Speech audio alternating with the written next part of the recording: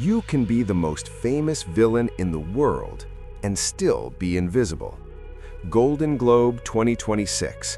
Wagner Moura is sitting in the audience, nominated for Best Actor in a Dramatic Film, The Secret Agent. His name is announced alongside Dwayne Johnson, Oscar Isaac, Michael B. Jordan. And for the first time in history, a Brazilian man competes in this category. But there is something the cameras don't show, something that even the nomination can't erase. 19 years ago, he was Pablo Escobar, the most feared drug lord in Colombia, played by a Brazilian who had to learn Spanish, gained 40 pounds, changed his voice, and created one of the most iconic villains in modern television. The series exploded. He was nominated for a Golden Globe in 2016. He lost, and then something strange happened. Hollywood saw him, but only as Escobar, only as the villain, only as the dangerous Latino. And for years, Wagner Moura tried to escape this prison, but he couldn't, because the dark truth behind his journey isn't about lack of talent. It's about how Hollywood decides who you are and how long it takes to prove them wrong. To understand how Wagner Moura got here, you have to go back to Salvador, Bahia, where it all started, not on a film set, not on a stage, but in a newsroom. He was 20 years old when he graduated in journalism from the Federal University of Bahia. He got a job as a reporter at TV Bahia, an affiliate of Rede Globo. He covered high society parties, interviewed businessmen, local politicians, corporate events, and hated every second of it. Because he wasn't born to be an actor, he was born to tell stories. And for a long time, he believed telling others' stories would be enough, until he realized it wasn't, that something was missing, something journalism couldn't fill. At 13, he had climbed on stage for the first time, not for dramatic passion, not for artistic calling, but because a friend dragged him into drama classes, and because, honestly, he wanted to impress girls. It worked. He kept going, but never took it seriously. In a family of a sergeant in the Brazilian Air Force, acting isn't a profession. It's a hobby. It's something you do until you grow up. Then he grew up, graduated in journalism, opened a small PR firm that worked for local actors and theater companies. It went bankrupt in months. After that, he accepted the job at TV, and for a while he tried to convince himself he was happy, but he wasn't. And finally, at 20, Wagner Moura made the riskiest decision of his life. He quit journalism, quit stability, and decided to become a professional actor. Too late? For the industry, yes. Most actors start in childhood, at 10 years old, at 15. At 20, you're already behind. But for Wagner Moura, it was the right time. Because starting late means one thing. You never forget how hard it was to get there. You never take it for granted. And there's another detail, a detail that few know and that would shape everything that came after. Before being an actor, Wagner Moura played drums in a punk band called Sua Mai. Aggressive music, political lyrics, performances in underground bars in Salvador. He never abandoned that identity, never stopped being the punk band guy. Because here's the central contradiction of his career. Playing violent villains doesn't mean being violent. It means understanding what drives violence. And Wagner Moura always understood.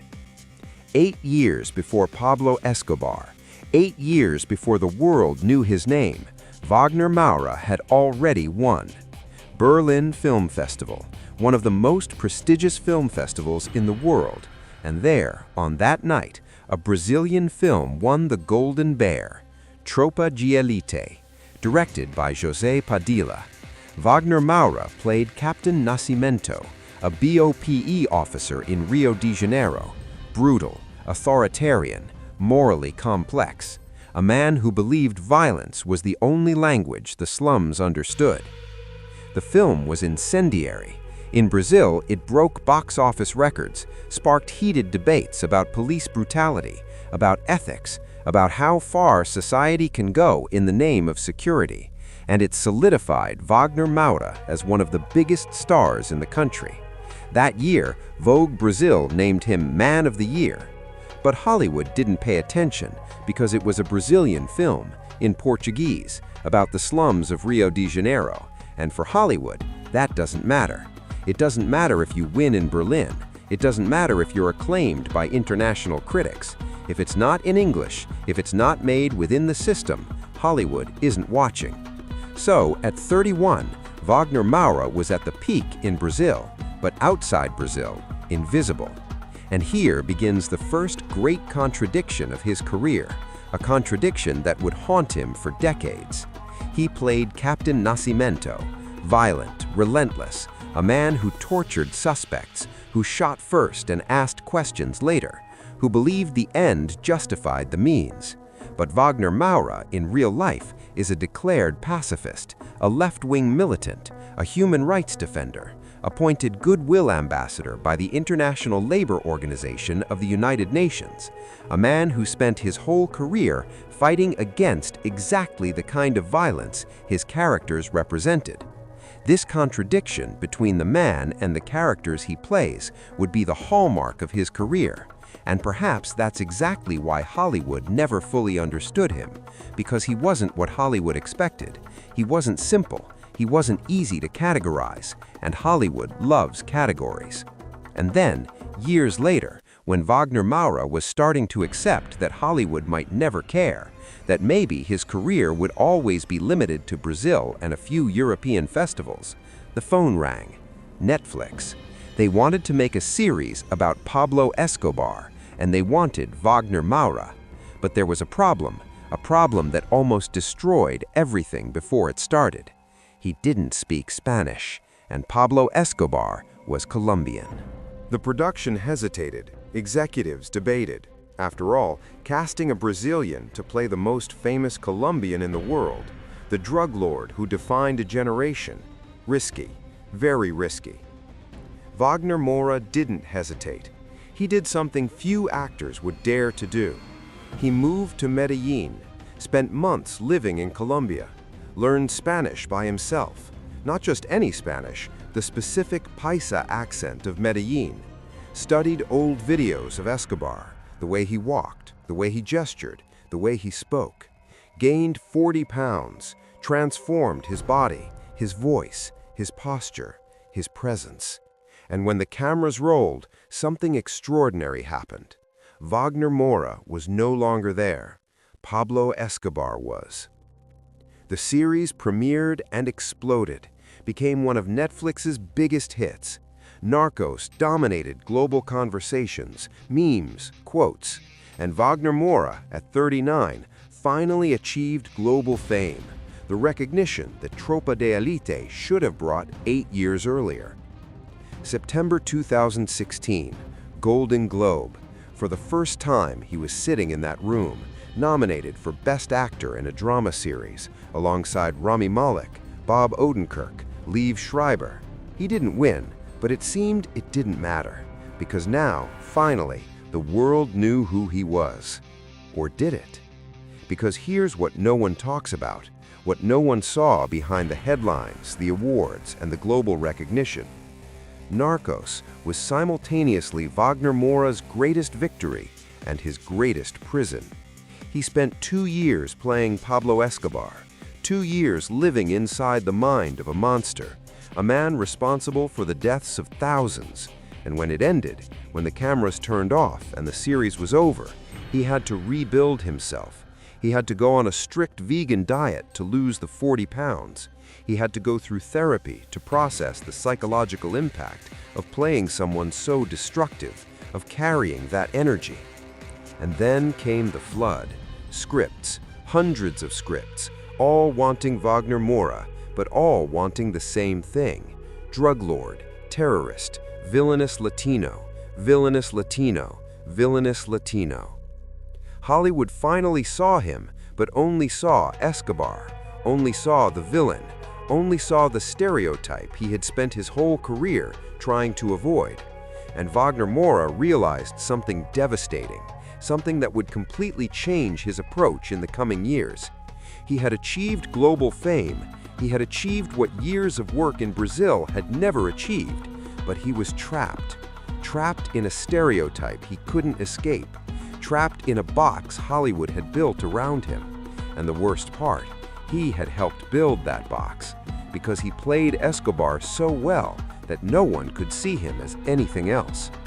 What followed were 7 years of silent struggle, 7 years trying to prove he was more than Pablo Escobar, more than a villain, more than what Hollywood decided he should be.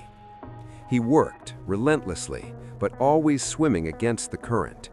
Before even Narcos, he had done Elysium alongside Matt Damon. A small role, yes, but he played Spider, an activist, someone fighting injustice, not a villain. Hollywood didn't care. Then came others, Sergio, where he played Sergio Vieira de Mello, the Brazilian diplomat killed in Iraq in 2003, a noble man, heroic, dedicated to peace. The film was released on Netflix. It passed unnoticed. Wasp Network, directed by Olivier Assayas, a Cuban pilot infiltrator, again a supporting role, again invisible. Puss in Boots, The Last Wish. He voiced death, a villain, yes, but this time different, philosophical, terrifying not by violence, but by inevitability. The performance was so striking it was nominated for the Annie Award, but it was animation, and Hollywood rarely takes animation seriously when it comes to actors. Civil War, directed by Alex Garland, alongside Kirsten Dunst, finally his first lead role in a major Hollywood film, but the film focused on journalists during the American Civil War, and even though he was the lead, he was peripheral to the emotional narrative. He was working, making smart choices, turning down stereotypical roles, taking smaller roles in better films, but he wasn't escaping.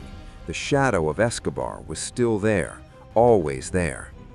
And in 2019, Wagner Moura made the most radical decision of his career. If Hollywood wasn't going to let him control his narrative as an actor, he would control it as a director.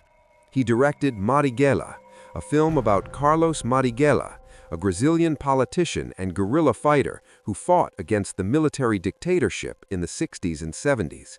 The film premiered at the Berlin Festival. It was controversial, intense, politically charged, and in 2022, it won 8 awards at the Grande Prêmio do Cinema Brasileiro, including Best Film and Best New Director. But Hollywood continued to ignore it, because it was a Brazilian film, in Portuguese, about Brazilian politics, exactly the type of film Hollywood always ignores. Wagner Moura was doing everything right, but for Hollywood, he was still just Pablo Escobar, and maybe he always would be. And then came Cannes, May 2025, a festival Wagner Moura knew well, but this time it was different, because this time he wasn't there as a supporting character. He wasn't there promoting a small film that would be forgotten in weeks. He was competing for the Palme d'Or. The Secret Agent, directed by Kleber Mendes Filho, one of the most respected directors of contemporary Brazilian cinema. Wagner Moura played Armando, also known as Marcelo Alves, a former university professor persecuted during the Brazilian military dictatorship in the 70s, a man forced to live in hiding, a man trying to protect his teenage son while the government hunted people like him. There were no explosions, no grand monologues, no action scenes. It was a man trying to survive, trying to maintain his humanity in a regime that wanted to destroy it, trying to be a father while everything around him crumbled. It was pure subtext acting, silence, looks, contained breathing, the way he held his son's hand, the way he avoided eye contact with strangers, the way his body contracted every time he heard a siren. And for the first time in years, Wagner Moura was no longer playing strength. He was playing fragility, fear, vulnerability. The film premiered, and when it ended, something extraordinary happened. 13 minutes of standing ovation, 13 minutes of critics, filmmakers, and journalists standing, clapping, refusing to stop. And then came the announcement that changed everything. Wagner Moura won the Best Actor award at the Cannes Festival, the first South American to win that award in the festival's history. It wasn't the only award. He won at the New York Film Critics Circle, at the Los Angeles Film Critics Association, and in December 2025, when the Golden Globe nominations were announced, there he was, again. The Secret Agent, nominated for Best Dramatic Film, Best Foreign Language Film, and Wagner Moura, nominated for Best Actor in a Dramatic Film, the first Brazilian man to be nominated in that category in Golden Globe history. 19 years since Tropa de Elite, 19 years proving, fighting, refusing to give up, and finally, Hollywood was seeing Wagner Moura beyond Pablo Escobar. But was it too late? Here's what no one talks about: Wagner Moura's journey. What the headlines, the awards, and the global recognition don't show. He never had the luxury of failing silently. When Tropa de Elite won in Berlin, he was 31, the perfect age to start an international career. Hollywood didn't care. So he waited, worked in Brazil, built one of the most solid careers in Brazilian cinema, and waited. At 39, he finally achieved global fame with Narcos, but he discovered that fame doesn't mean freedom. It means labeling. It means Hollywood decides who you are, and you spend the next years trying to prove they're wrong. And for years he struggled, turned down roles that would keep him trapped in the stereotype, took smaller roles in better films, directed his own film, produced, and kept waiting. At 49, in 2025, he finally escaped, but it took 19 years. And during this time, he spoke openly about the cost, about mental health, about therapy, about the emotional weight of playing villains while being a pacifist in real life, about the frustration of being seen only as a dangerous Latino, about the loneliness of fighting in an industry that doesn't see you as a full human, only as a category. Wagner Moura has 3 children with his partner, Sandra Delgado, a journalist and photographer he met at university. They are not formally married. They live between Los Angeles, Rio de Janeiro, and Salvador. He practices transcendental meditation, trains Muay Thai, Brazilian Jiu-Jitsu, where he reached brown belt in 2023, and still plays drums with his punk band, Sua Mai. Because Wagner Moura never forgot who he was before Hollywood, never abandoned the Salvador boy who played punk in underground bars, never stopped being the journalist who wanted to tell stories, never stopped being the pacifist who plays villains to understand violence, not to celebrate it. And maybe that's exactly why he survived Hollywood, because he never lost himself in it. So how did Wagner Moura become a Hollywood icon? The truth is, he didn't become one. He always was. Hollywood just took 19 years to notice. The Secret Agent isn't just another role, it's redemption. Because for the first time, Wagner Moura is playing someone Hollywood never expected from him. He's not a villain. He's not explosive. He's not violent. He's a broken man trying to survive, trying to be a father, trying to keep his humanity when the world around him wants to destroy it. And the industry finally understood what Brazilian critics have known for decades. Wagner Moura is not Pablo Escobar. He never was. He's an actor of extraordinary range who got stuck in a role because Hollywood is too lazy, or maybe too cowardly, to see beyond the obvious. The film has already surpassed 500,000 viewers in Brazil. It has been distributed in more than 50 countries, and it is being considered for the 2026 Oscar as Brazil's entry in the Best International Film category. But here's the irony that cannot be ignored. The Secret Agent is a Brazilian film, in Portuguese, about the Brazilian military dictatorship.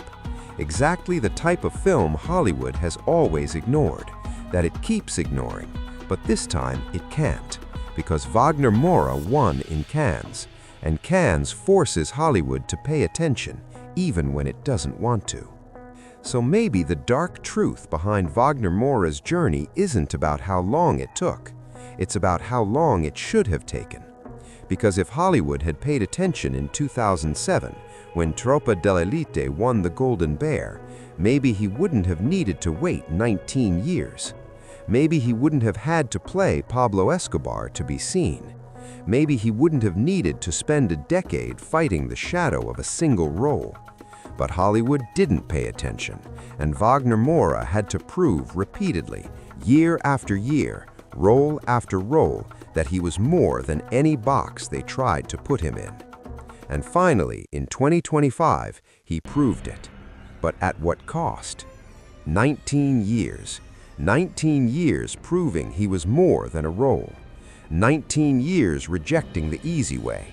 19 years building a career based on integrity, not shortcuts.